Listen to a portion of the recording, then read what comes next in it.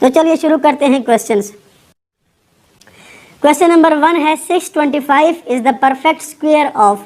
625 किसका perfect square है? 5, 25, 55 या 1250। कोई भी सवाल हो, चाहे वो रियाजी का हो, मैथमेटिक्स का हो या कोई भी सवाल हो, उसको हल करने से पहले आपको सवाल की समझ होनी चाहिए कि क्वेश्चन में क्या पूछा जा रहा है। तो यहाँ पर क्वेश्चन ये है कि 625 किसका परफेक्ट स्क्वायर है, यानी इनमें से ऐसा कौन सा नंबर है कि उस नंबर को उसी से मल्टीप्लाई करें तो आंसर 625 आ जाए। अब देखिए 5 को 5 से मल्टीप्लाई करें तो 25 आता है, मगर 25 को 25 से मल्टीप्लाई करने से हमारे पास 625 आ जाता है, यानी 625 परफेक्ट स्क्वायर है 25 का। तो क्वेश्चन नंबर 1 का करेक्ट ऑप्शन ऑप्शन बी है। यहाँ पर आपने हर एक को मल्टीप्लाई करना है और चेक करना है कि 625 किसको मल्टीप्लाई करने से आता है। क्वेश्चन नंबर 2 4356 का स्क्वायर रूट बताना है। ये क्वेश्चन नंबर 1 का इन्वर्स है, यानी कि इन ऑप्शंस में से ऐसा कौन सा ऑप्शन है कि उसको उसी से मल्टीप्लाई करें तो आंसर 4356 आ जाए। क्या 33 को 33 से मल्टीप्लाई करने से ये नंबर आएगा या नहीं आएगा? अब इसको चेक करने का आसान तरीका ये है, आप देखें 33 के लास्ट में क्या लिखा है? 3 लिखा है। जब हम 33 को 33 से ज़रब देंगे तो 3 मल्टीप्लाई बाय 3 9 आएगा, मगर यहाँ पर तो लास्ट में 6 लिखा है, इसका मतलब ये ऑप्शन ट्रू नहीं हो सकता। सेकंड ऑप्शन में देखें 4 मल्टीप्लाई बाय 4 16, ये ऑप्शन ट्रू हो सकता है, इसको अभी हम चेक करते हैं, बाद में देखते हैं। इसी तरह आप ज़रा ऑप्शन नंबर सी 66 पे देखें, लास्ट नंबर है 6, तो 6 मल्टीप्लाई बाय 6 इज़ 36, यानी कि लास्ट में 6 आ रहा है और यहाँ पर भी लास्ट में 6 है, तो ये ऑप्शन भी ट्रू हो सकता है। इन दोनों में से कोई एक ऑप्शन होगा। अगर 11 पे देखें तो 1 मल्टीप्लाई बाय 1 इज़ 1, मगर यहाँ पर तो लास्ट में 6 है, यानी कि 11 ऑप्शन नहीं हो सकता और 33 भी नहीं हो सकता। वैसे आपको पता होना चाहिए कि 11 का स्क्वायर 121 होता है। अब देखिए 50 का अगर हम स्क्वायर लें तो 50 का स्क्वायर 5 टाइम्स 25 और 2 0 2500 होता है, मगर ये तो 2500 से काफ़ी बड़ा नंबर है, यानी कि ये 50 के स्क्वायर से बड़ा नंबर लिखा है, इसका मतलब 44, तो इसका आंसर नहीं हो सकता। विदाउट कैलकुलेशन, विदाउट कैलकुलेटर मैं आपको बता रहा हूँ। अगर हम देखें 60 का स्क्वायर तो 6 मल्टीप्लाई बाय 6 इज़ 36, यानी कि 3600, तो ये उससे भी बड़ा नंबर लिखा है, तो ये यकीनन 66 का स्क्वायर ही है। वैसे आप 66 को इसी से मल्टीप्लाई करें तब भी आंसर आ जाएगा। तो यहाँ पर हमने कैलकुलेटर को यूज़ के बगैर पता लगा लिया कि ये नंबर 66 का स्क्वायर लिखा है। अगर कैलकुलेटर अलाउ है तो ये बहुत आसान काम है, आप डायरेक्ट इसका स्क्वायर रूट ले लें। अगर अलाउ नहीं है तो जिस नंबर पर आपका कंफर्म हो कि ये हो सकता है उसको आप चेक करके भी देख लें। तो यहाँ पर करेक्ट ऑप्शन ऑप्शन सी है। क्वेश्चन नंबर 3 है एक्स स्क्वायर माइनस 25, यानी कि एक्स स्क्वायर माइनस 25 किसके इक्वल हैं? ऑप्शंस आपको गिवन है। अब यहाँ पर एक फार्मूला आप पढ़ते होंगे 7-8 क्लास में, A square minus B square, जिसको हम लिख सकते हैं a plus B into A minus B. तो उस फार्मूले के मुताबिक 25 को हम 5 का स्क्वायर लिख सकते हैं, यानी ये बन जाएगा x square minus 5 square which is equal to x plus 5 into x minus 5, यानी यहाँ पर option number C correct option है। वैसे आप इन तमाम को मल्टीप्लाई करके भी चेक कर सकते हैं कि किस ऑप्शन को मल्टीप्लाई करके आंसर ये आता है। तो यहाँ पर करेक्ट ऑप्शन ऑप्शन सी है, x plus 5 times x minus 5। Part number 4 में देखिए, बहुत आसान क्वेश्चन है। सबसे पहले आप ब्रैकेट्स को सॉल्व करें तो 5 + 2 7 बन जाएगा, 7 - 4 + 5 - 3 इज़ 2। अब देखिए आपने ये गलती नहीं कर देनी कि 4 + 2 6, क्योंकि 4 से पहले तो नेगेटिव साइन है, 4 और 2 यहाँ पर ऐड ही नहीं हो रहे, यहाँ पर 7 और 2 ऐड हो रहे हैं, तो जो नंबर्स ऐड हो रहे हैं आपने उनको जमा कर देना है। 7 + 2 is 9 and 9 - 4 is 5। DMAS rule आपने पढ़ा होगा, वो यहाँ पर लगा देना है। तो उसके मुताबिक क्वेश्चन नंबर 4 का करेक्ट ऑप्शन ऑप्शन सी है 5। क्वेश्चन नंबर 5 है the age of a mother is 2 times the age of her daughter, यानी वालदा की एज बेटी की एज से 2 टाइम्स है, डबल है। After 5 years the sum of their ages will be 49 years। 5 साल बाद इन दोनों की उम्रों का सम, एजेस का सम 49 होगा, 49 होगा। The age of the daughter will be, इस वक्त बेटी की एज क्या होगी? ऑप्शंस आपको गिवन हैं। तो स्टार्ट करते हैं ज़रा सॉल्यूशन। सबसे पहले हमने लेट कर लिया कि जो बेटी की उम्र है, डॉटर की एज है, वो x ईयर्स है। उसके बाद आपको गिवन है कि age of mother is 2 times the age of her daughter, कि जो वालदा की एज है वो डॉटर की एज को डबल करेंगे तो अम्मी की उम्र आ जाएगी, वालदा की उम्र आ जाएगी। इसका मतलब एज ऑफ मदर वो 2 मल्टीप्लाई बाय एक्स है, एक्स जो भी होगा उसको 2 से मल्टीप्लाई करें तो एज ऑफ मदर आ जाती है। आगे आप देखें आफ्टर 5 ईयर्स, तो 5 साल बाद, 5 साल बाद क्या होगा, 5 साल बाद दोनों की उम्रों में 5 का इजाफा हो जाएगा। तो after 5 years age of daughter क्या बन जाएगी, x+5। इसी तरह एज ऑफ मदर बन जाएगी 2x+5।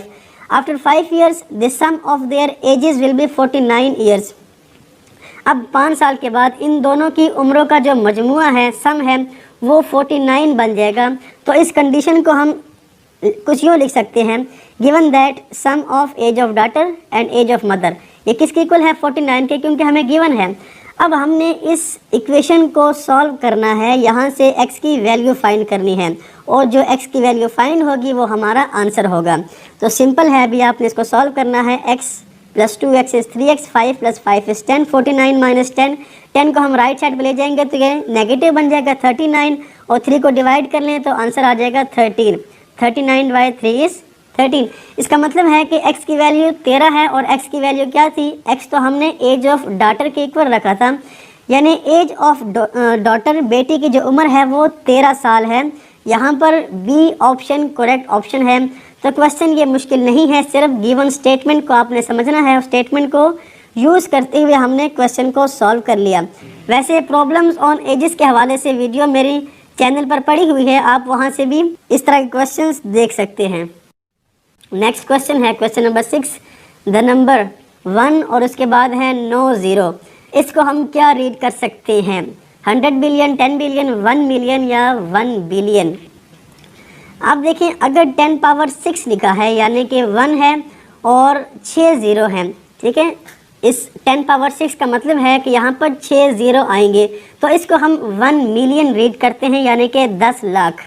अगर 10 पावर 9 है यानी कि 1 और उसके बाद 9 ज़ीरो, तो उसको 1 बिलियन यानी कि 1 अरब कहते हैं। इसी तरह अगर 10 पावर 12 हो तो वो 1 ट्रिलियन यानी कि 1 ट्रिलियन के बराबर होगा और 10 पावर 15 को हम 1 क्वाड्रिलियन, 1 क्वाड्रिलियन कहते हैं।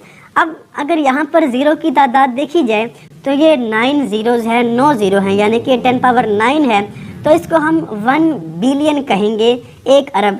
इसको आपने याद रखना है, ठीक है। अगर 6 ज़ीरो हो तो वो 10 लाख 1 मिलियन होता है और अगर 9 ज़ीरो हो जाएं तो वो 1 अरब यानी कि 1 बिलियन के इक्वल होता है।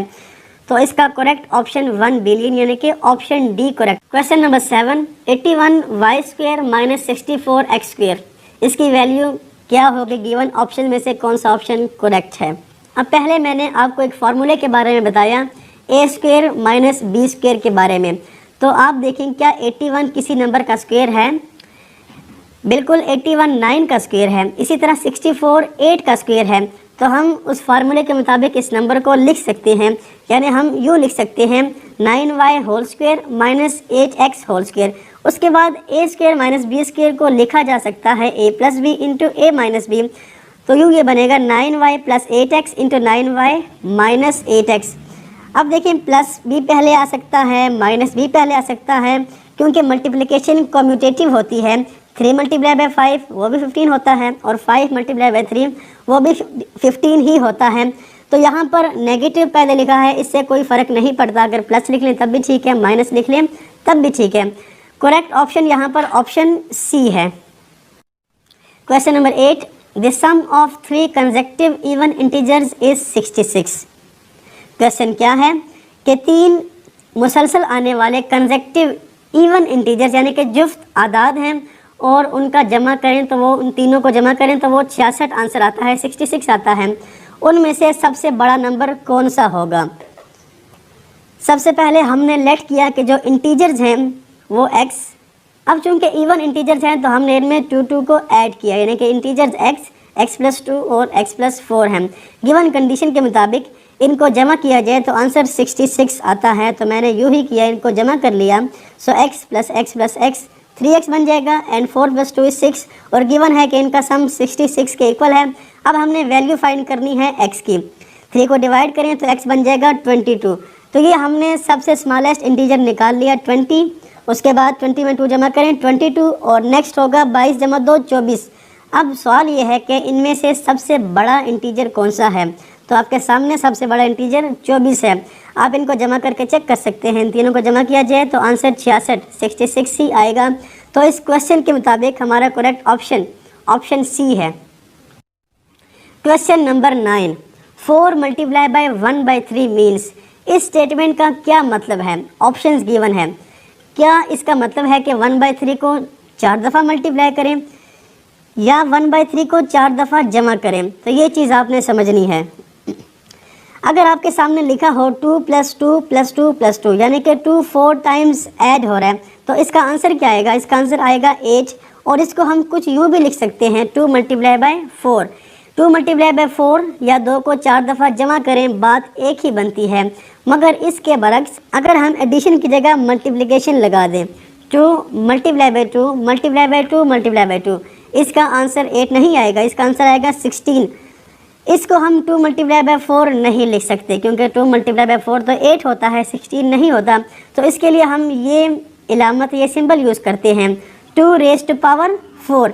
जितने भी नंबर्स हैं आपने उसको पावर में लिख लेना है। अब यहाँ पर बेस है 2 और नंबर्स कितनी दफ़ा मल्टीप्लाई हो रहे हैं, 4 दफ़ा। तो ये 2⁴ 16 होता है। यानी कि अगर 4 नंबर मल्टीप्लाई हो रहे हैं, सेम नंबर हैं सारे, तो उसको हम पावर में लिखेंगे। और अगर ऐड हो रहे हैं तो उनको हम मल्टीप्लाई में लिख सकते हैं।